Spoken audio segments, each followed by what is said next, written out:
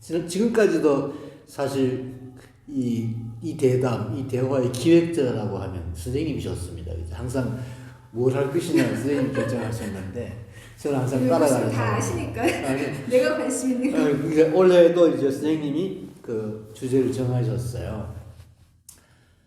12명이죠, 전부 다. 그러니까 그렇죠. 예, 6명의 작가들이, 현대 작가들이, 네. 대부분 여성 작가들이죠. 네. 작가들이 어떤 책에서 영향을 받았는가, 네. 작가가 되는데, 네. 뭐 그런 이야기, 그런 주제로 네. 결정적 순간, 네. 선생님께서 간단하게 이 어떤 계획을 하시게 된 동기나 내용을 네. 좀 설명해 주시죠. 그때 그 교수님 댁에서 예, 같이 예. 얘기하다가 예. 저는 이제 이런 책 있으면 저는 안 살 수가 없을 것 같다. 이제 왜냐면은 어떤 작가가 이제 결정적으로 그 작가의 영향을 받아서 이제 글을 쓰기로 마음을 먹었다. 좀 궁금하잖아요.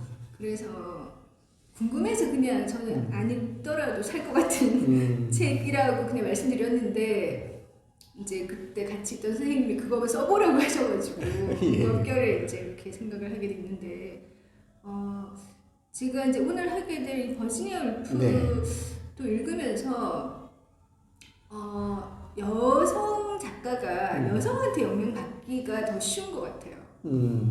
그러니까 뭔가가 다르기 때문에 그 남성 작가들의 작품을 읽으면서 깊숙하게 글 쓰는 자극을 받기가 어렵지 않나 이런 걸 또 확인하게 됐거든요. 그래서 글을 쓰려고 하는 이제 이 땅의 수많은 여성들을 이제 위해서 이런 거를 한번 기억해 보면 어떨까 생각하는 거죠.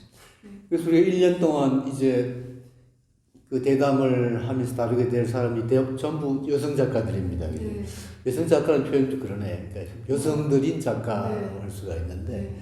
아무튼 저는 그 특히 올해 이 페미니즘에 대해서 우리가 좀 더 생각해 볼 필요가 여러 가지로 있지 않는가라는 생각이 들어서 선생님 기획에 무조건 찬성을 하고 버지니아 울프를 처음 다루게 된 것 또 대단히 좋은 계획이라고 생각을 합니다. 어떻게 할까요? 버지니아 울프의 여러 작품이 있지만 그 중에 우리가 오늘 선택한 작품은 자기만의 방입니다. 그죠? 네. 선생님께서 간단하게 우선 말씀을 하실까요? 아니면 제가 주변적인 이야기부터 네네. 먼저 좀 할까요? 네. 이제 뭐 간단하게 소개를 하자면 네. 아시는 분도 계시겠지만 네.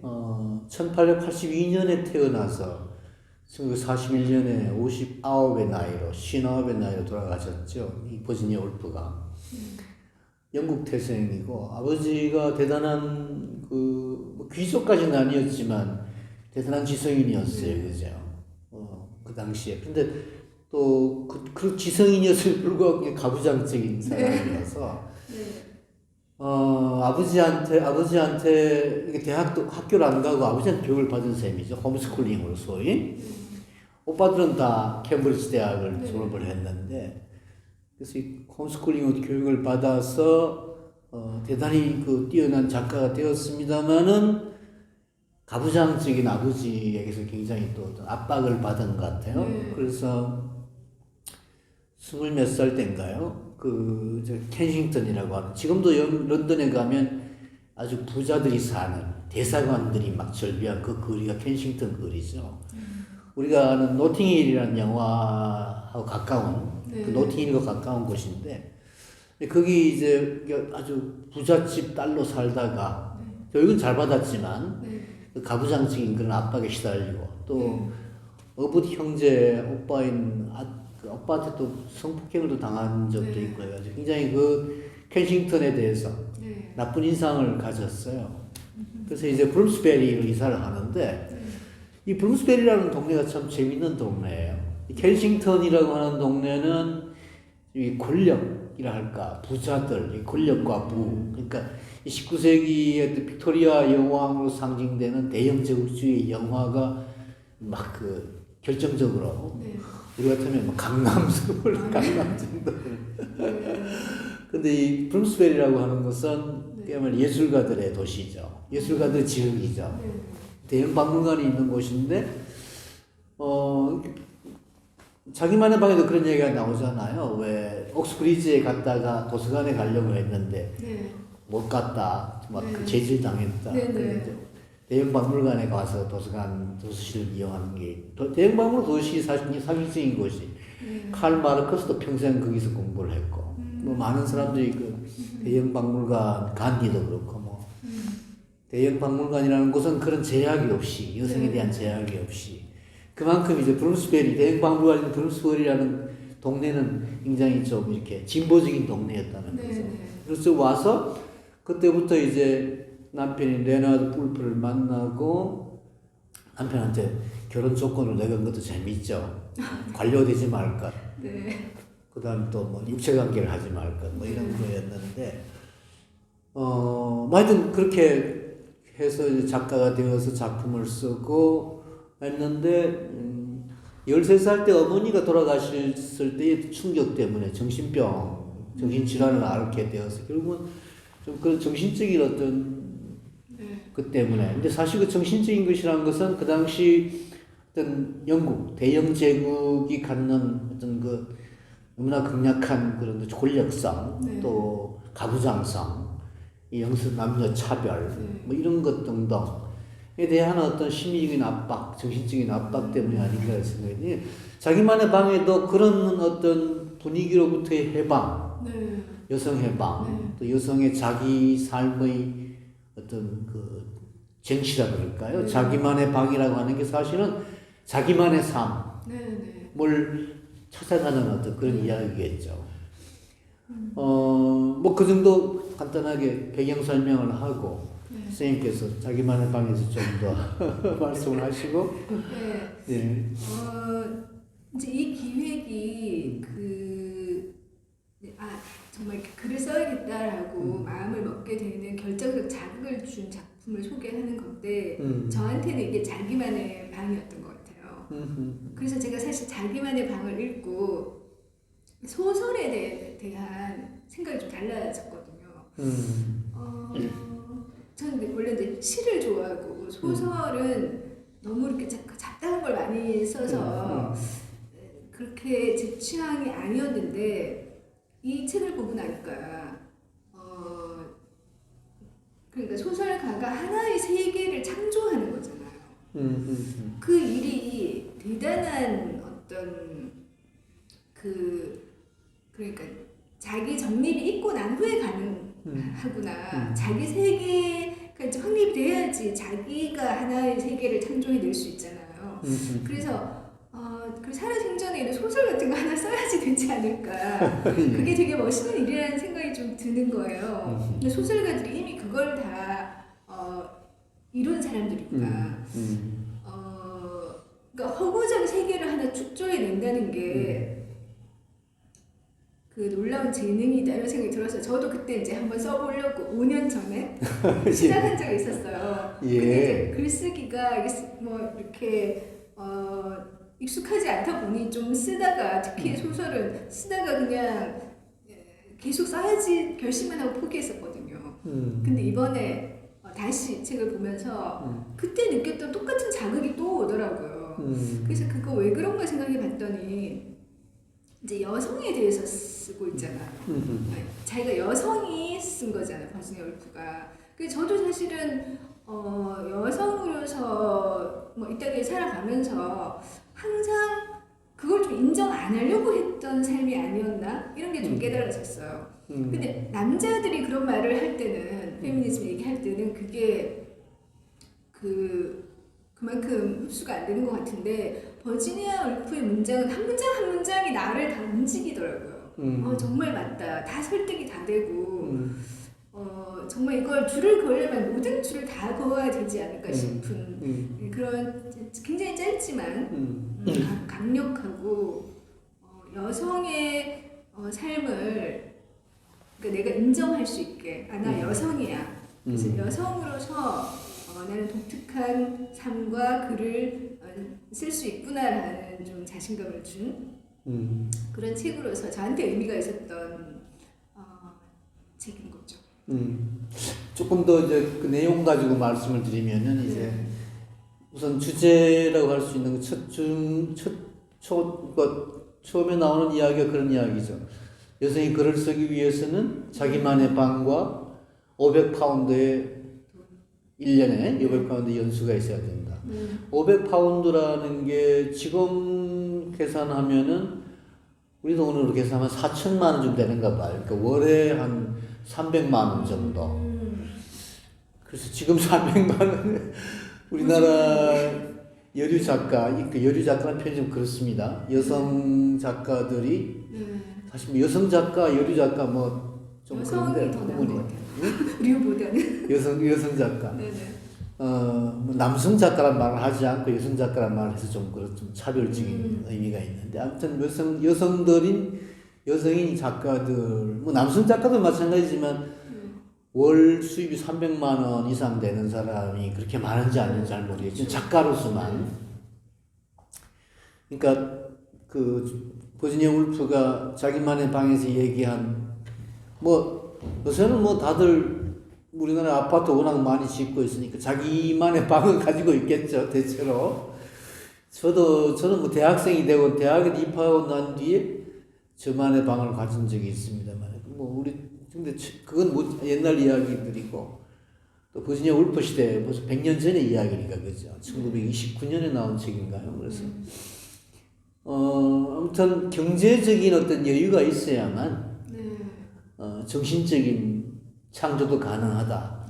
이런 이야기겠죠. 그러니까 그게 단순히 소설가, 작가, 시인만이 아니라 뭐 화가든 누구든 또는 꼭 그런 예술 창조자만이 아니라 인간으로서 기본적으로 살기 위해서는 그런 정도의 최소한의 어떤 그 물질적 보장, 생활의 보장이 있어야 된다는 이야기를 이 책은 하고 있는 것 같아요. 그러면서 특히 이제 그 당시에 지적인 여성들이 당해야 했던 그런 차별들, 뭐 그 이야기 나오잖아요. 뭐 도서관 이야기도 나와 아까 말씀드렸습니다만, 뭐 이 옥스브리지 대학의 무슨 정원에 잔디밭길도 못 걷게 하는 여성은 뭐 자갈길을 걸어. 우리나라 그 정도 차별은 없는데 그렇죠.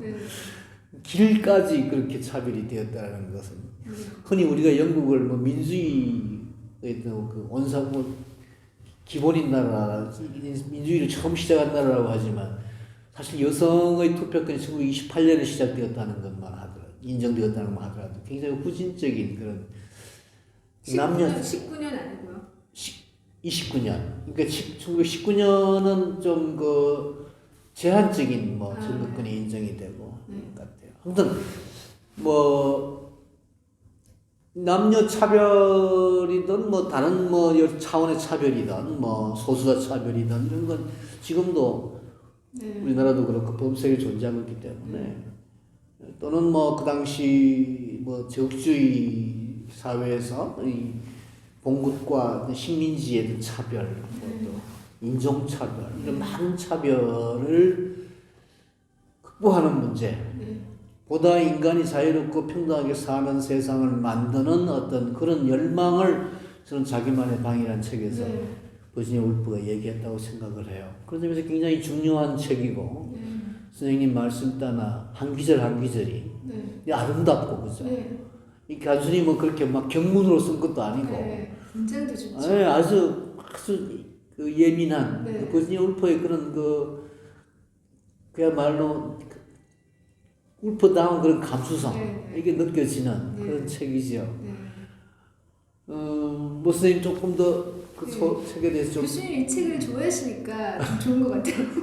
남자들 이런 거 싫어하지 않을까 싶기도 하거든요. 그렇지만 뭐 세상이 그렇게 남자들이 싫어하면 안 되죠. 저도 사실 이제 그러니까 여성이라는 것 때문에 제한되는 그런 사회적인 그런 거를 누구나 태어나면 다 느낀단 말이에요. 우리 사회에서. 근데 그런 것을 좀 의도적으로 혹은 뭐 무의식적으로 약간 회피하면서 살아온 게 아닌가 싶어요. 그런 거 너무 생각하다 보면 인생이 더 험난해질 것 같아가지고 참 이런 얘기를 페미니스트 들으면은 제가 혼날 것 같긴 한데 않고 어떻게 사는 좀 안전한 길 그런 거를 무의식적으로 좀 찾으면서 살아오지 않았나. 대부분 그럴 거예요. 네, 제가 뭐 그냥 아주 평균적인 인간이기 때문에 저도 좀 그렇게 생각했던 것 같은데 내가 여성의 현실, 그러니까 여성은 지금 이런 현실 안에 있어. 그리고 너는 여성이야. 라는 것을 받아들일 수 있게 해주는 사람이 없었던 것 같아요. 그게 좀 자랑스럽게 현실적으로 그걸 받아들이게끔 하는 분위기가 아니었을 수도 있죠. 근데 버지니아 울프가 그걸 해준 것 같은 거예요, 저한테. 그거를 내가 좀 떳떳하게 이렇게 껴안을 수 있게, 그러니까 내 자신이 여성이라고 인정할 수 있게 그렇게 글을 써주었다는 거. 그게 이제 저한테는 좀 특별한 경험, 독서 경험이었던 것 같고요. 그게 뭐가 맞아서 그랬는지 잘 모르겠어요. 그리고 저는 다른 이제 여성들도 이 책을 읽으면 좀 그런 느낌이 들지 않을까 싶기도 하고, 100년 전에 여성의 현실이나 오늘의 현실이 우리의 의식 구조 안에 뭐 들어있는 게 좀 비슷한 것 같기도 하고, 그런 생각을 했습니다. 그리고 뭐 이제 돈이 있어야 된다 이런 것도 이게 제가 좀 너무 의식 없는 사람 같아서 그렇기는 하지만 그런 거를 좀 현실에서 우리가 필요한데도 명시적으로 그런 문제를 이렇게 내놓고 뭐 얘기하고 그런 걸 안 하고 살았던 거 아니 그런 걸 좀 부끄럽게 생각했다 그래야 되나? 좀 그랬던 것 같은데 버지니아 울프가 그런 현실적인 문제를 정말 딱 깨놓고 그렇게 얘기를 하니까 정말 또 맞아 이런 생각이 드는 거예요. 그래서 뭐 제인 오스틴 같은 경우에 공동의 거실에서 이걸 썼다고 하잖아요. 그래서 제가 인터넷에서 그 사진을 봤거든요. 정말 조만한 조그만 탁자에 공동의 거실, 그때는 이제 여자들이 방이 없었으니까 거기 이제 혼자 글 쓰다가 이제 현관문인지 거실 문인지 삐걱하고 소리가 나서 그 소리 들리면 누가 오나 싶어서 이제 좀 덮었다가 뭐 이런 식으로 그 제인 오스틴의 이제 글들이 그렇게 쓰여졌다는 거예요. 방이 없이. 그런 시대였던 거죠 그때가. 근데 이제 뭐 우리 같은 경우 방이 있어도 안 쓰니까 이건 어떻게 설명할 수 없지만 이제 근데 그 방이라는 건 사실 돈하고 연결돼 있는 것 같은 거예요. 돈이 있으면 방을 또 만들 수가 있잖아요. 그래서 여성에게 그런 경제적인 능력이 필요하다, 물질이 필요하다. 그리고 이건 아마 그 당시로 보면은 이제 언제 1880년대까지 여성은 재산을 소유할 수 없, 기혼 여성이.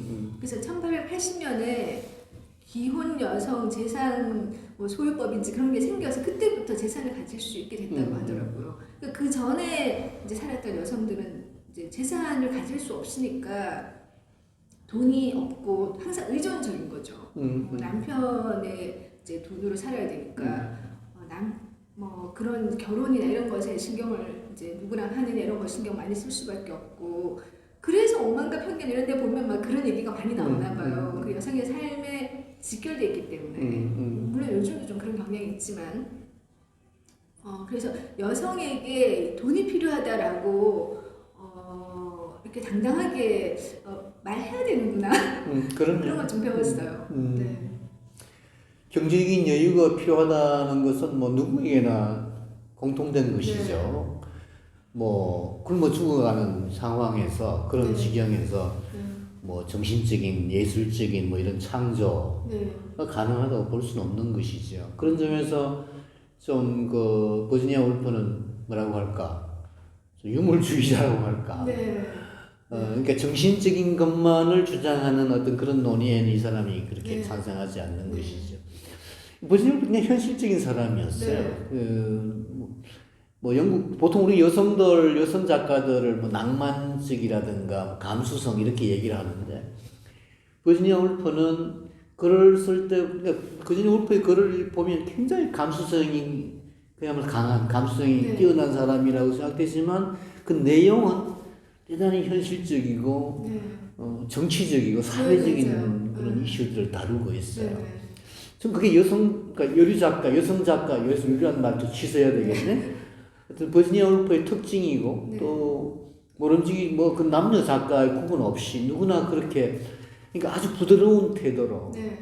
그런 내용은 아주 날카로운 네.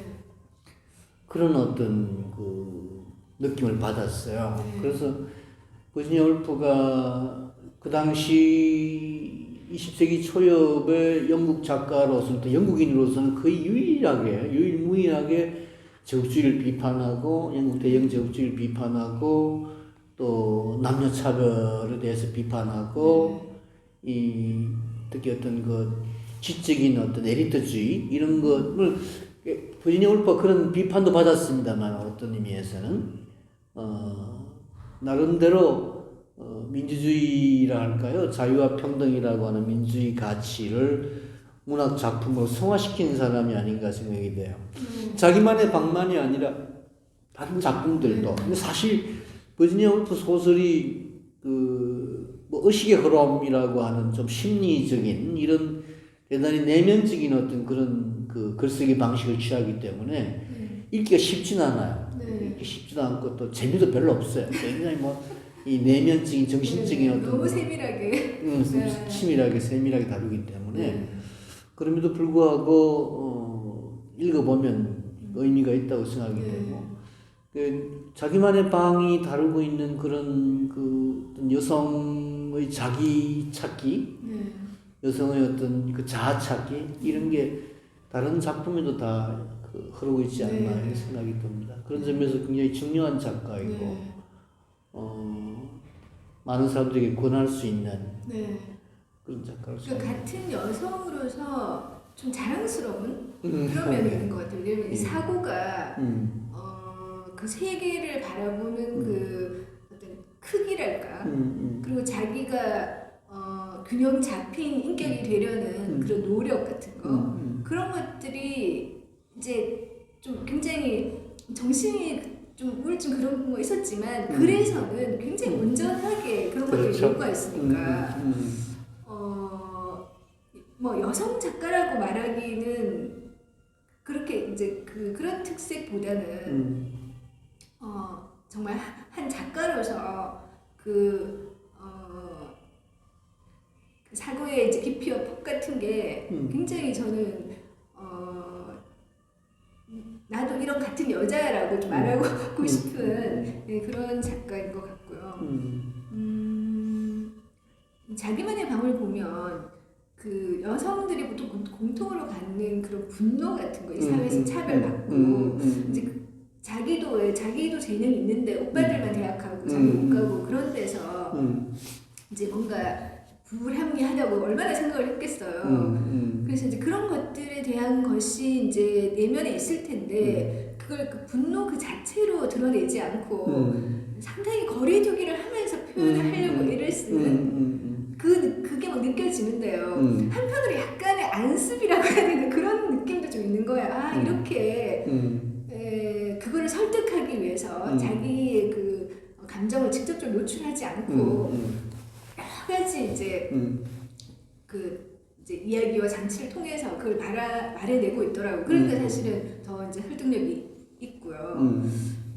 그런 점에서 이제까지 아무도 그러니까 뭐 노골적으로 그렇게 말하기 꺼려했던 여성이라는 한 인간의 삶의 현실에 대해서 그렇게 말해줬다는 거. 그게 저는 고맙고 또 제가 물론 책을 많이 안 읽고 특히 페미니즘 책을 많이 안 읽어서 그런지 이 작품이 저는 100년 전의 작품 제가 100년 전 의식 수준이라서 그런지 모르겠지만 지금의 나를 깨우는 그런 효과가 있었어요. 1929년에 그 작품이 처음에는 이제 대학에서 강연용으로 이제 쓰였던 것이 원고로 썼던 것이죠. 사실은 그때는 별로 그렇게 인정을 못 받았어 이 작품이. 1970년대에 와가지고 이제 페미니즘 운동이 좀 이렇게 범세계적으로 일어나면서 이 작품이 인정을 받은 거죠.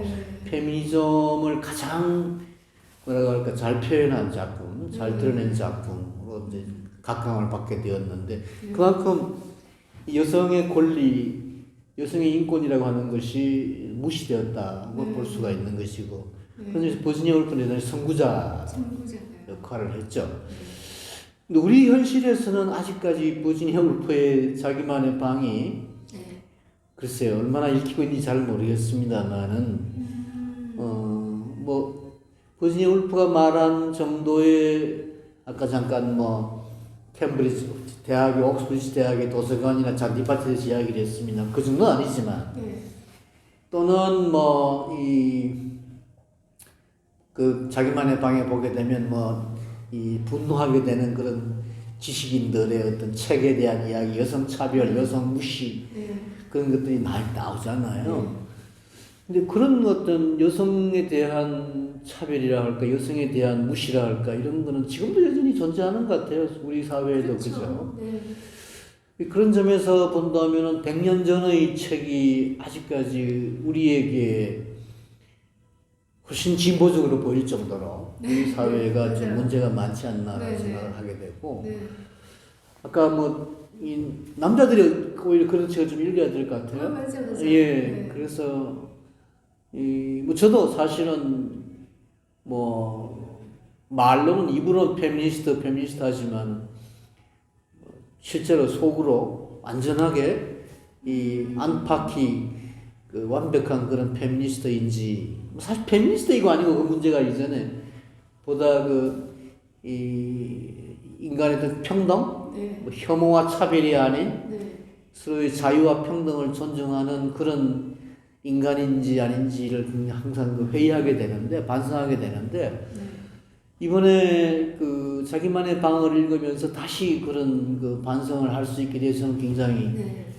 행복한 독서였다고 생각이 되고 앞으로도 이제 우리가 이런 그 버지니아 울프가 출발이 되어서 올해 한 해 동안 이 남녀 차별이라고 할까 뭐 사실 인간 해방이죠. 꼭 여성 해방이 아니라 남녀 모두가 참된 인간이 되는 길을 찾는 뭐 이런 어떤 독서 여행을 독서 대담을 선생님하고 하게 되어서 대단히 막 다행스럽다는 생각을 하고 그렇습니다.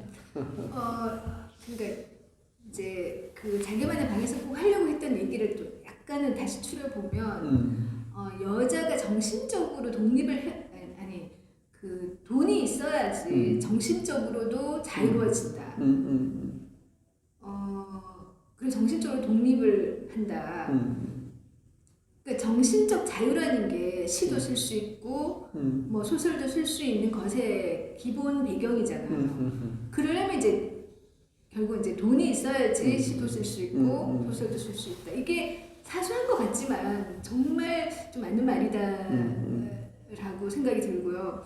저한테 좀 인상적이었던 것은 여성과 문장에 관한 거. 그러니까 그 버지니아 울프가 있기까지 그 남성들이 주로 이제 소설을 쓰고 해왔기 때문에 그런 사람들의 문장이 여성의 감성과 그 여성의 정신적 보폭과 이런 것들과 이제 다르다는 거예요. 근데 그런 거를 자꾸 읽다 보면 여성이 글을 쓰기 힘들다는 거죠. 왜냐면 그게 전형이 이미 되어 있고 그게 하나의 장르가 되어 있으니까.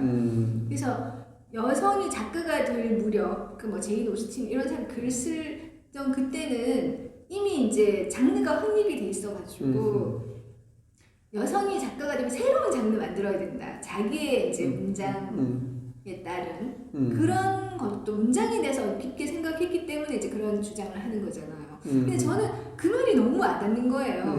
내가 이거 다 남 탓하는 것 같긴 한데 내가 왜 작가가 못 됐나 글 못 썼나 이런 걸 생각해 보면 이게 남성들의 문장에 너무 익숙한데 그런 것만 주로 많이 봐가지고 많이 보지도 않았지만 그러니까 이제 그게 나하고 맞지 않은 거예요. 이게 뭔가 결이 맞으면은 나도 쓰겠다라고 쉽게 뛰어들 수가 있는데 그게 안 맞는데 그게 이제 정전이고 그게 정상이라 그게 옳은 좋은 문장이라고 자꾸 생각을 하고 있으니까 끼어들지를 못하는 거죠. 그래서 그 말에 저는 굉장히 공감을 했고 버지니아 울프의 자기만의 방을 보면서는 아, 왜 나도 쓸 수 있겠다는 생각했냐면은 그게 나의 리듬과 감정과 뭐 속도와 분폭이 다 맞았던 거죠. 그 내가 쓰는 것 같이 읽히는 거죠, 이게. 그래서 그런 어떤 이렇게 다른데 우리가 항상 같이 놓고 보려고 우리가 이제 뭐 평등하게 생각하는 건 좋지만 그 차이에 따른 특성을 이제 배려하는 게 진정한 평등인 것 같아요. 그래서 그런 말을 해준 것도 저는 너무 좋았고 이게 결과적으로는 그 유명한 사실은 이게 뭐 이게 사실 훌륭한 작가들은 성별을 떠나야 된다고 마지막에도 그렇게 얘기했거든요. 그렇죠. 예. 그래서 여성도 남성도 여성도 아닌 리얼리티 그 리얼리티를 찾아내고 그거를 표현하려고 해야 된다. 그렇게 또 말하는 데서 이제 뭔가 또 이제 그 자기 성별에 갇히지 않는 결국은 예, 갇히지 않으려고 하는 그런 태도 그런 게 또 보여가지고 아 진짜 멋지다 이렇게 좀 생각을 했어요. 그럼요. 네. 그 점은 저도 그러니까 아까 잠깐 말씀드렸습니다만은 단순한 여성 해방이 아니고 네. 인간 해방, 네. 남성 여성 사실 차별 아까 선생님 잠깐 말씀하신 차별을 한다라고 하는 현실은 네. 차별하는 사람이나 차별받는 사람이나 모두의 문제인 거죠. 그렇죠. 네. 그러니까 다 그걸 극복해야 된다는 거죠. 네. 그걸 극복하기 위해서 노력해야 된다는 것이죠. 네. 단순히 어떤 차별을 없애는 것이 뭐 차별받는 사람을 올린다는 그런 의미가 아니라 차별이라고 하는 어떤 비인간적인 어떤 그것을 없애야만 동등한 자유로운 사람이 된다는 이야기인데 버지니아 울프가 사실 그런 성을 떠나 성별을 떠나서 인간으로서의 어떤 해방을 이야기한 뭐 다 작품들이 그렇습니다만 버지니아 울프의 어떤 사생활과 관련돼서 조금 뭐 특별하게 연관이 된다고 보긴 할지 모르겠습니다. 아무튼 이 버지니아 울프는 양성애자라고 할 수가 있죠. 양성애자라고 해야 될까요? 그러니까 레오나르도 울프라고 하는 뛰어난 지성인과 결혼을 했습니다만 또 다른 여성들과의 사랑도 이제 여러 가지가 있어요, 그죠? 그래서 올레드 같은 작품 같은 보면 이제 그런 그 여성이 남성으로 바뀌고 많은 그런 이야기가 나오는데, 그러니까 성별을 떠나서 남자나 여자를 떠나서 보다 완전한 인간으로 성화되는 그런 어떤 이야기라고 할 수 있겠죠. 그래서 그거는 뭐 우리가 오늘 이 시간 이야기하기 조금 그렇고 아무튼 뭐 버지니아 울프의 나만의 방, 자기만의 방을 하나의 계기로 해서 시작으로 해서 앞으로 이런 얘기를 좀 더 할 테니까 오늘 이 정도로 해도 괜찮을까요? 선생님 더 보태고 싶은 말씀이 있으세요? 양성적인 마음 그거 마지막에 얘기하잖아요. 그 양성적인 마음이라는 걸 추구했던 것 같아요. 이거 원래 콜리지가 한 말인데 양성적인 마음이라는 것은 이렇게 남성, 여성 이렇게 나눠서고 뭐 여성적인 마음, 남성적인 마음이 아니라 그 양성적인 마음이라는 거는 그러니까 세계를 향해서 마음이 활짝 열려 있는. 그러니까 문장도 양성적인 문장이 있을지 모르겠지만 그러니까 리얼리티를 찾으려고 하는 열린 마음 그런 거를 그런 표현으로 한 것 같더라고요. 그러니까 결국은 한 인간이라는 이제 교수님 말씀처럼 인간 해방을 추구하는 게 이제 궁극적인 그 목표였던 것 같고 그 뭐 양성애와 관련된 그런 부분은 사실 저도 잘 모르겠어가지고 다음에 또 좀 예. 그러시죠. 오늘 수고하셨습니다. 네, 감사합니다. 예.